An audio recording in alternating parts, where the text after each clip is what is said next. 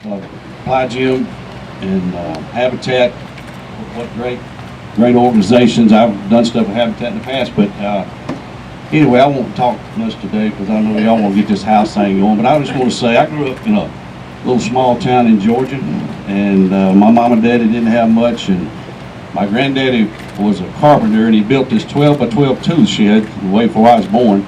And when my mom and daddy got married, they were just children, and they rolled that tool shed on logs on this empty lot next door to my granddaddy, and that was their home. They didn't have a bathroom or anything. Wow. And they started building onto that tool shed and had 5 children. I was a baby like you, and that house was where I grew up, and that was my only home. And my mom was 86, and she still lives in that home. And you go in the middle and tear the sheetrock off of the den walls, and that old tool shed's behind there. And that's where she still lives today. And I moved to Nashville 30 years ago, and that was the only place I'd ever known as home.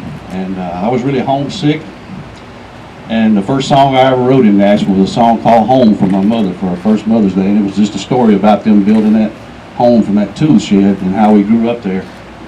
And so that was the song I had about home. And then full circle now, I've got a daughter, 3 daughters, and one about your age that moved to California a year ago. And that's where that You Can Always Come Home song came from, because when I left Newton, Georgia, my daddy said, if it doesn't work out, you can always come home. And when my daughter went to California, I was hearing those same words, and I wrote that song for her. So if things don't work out in California, you can always come home.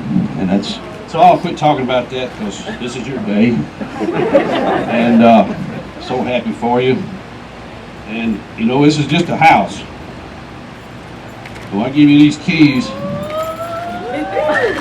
You and Corey are going to make this a home.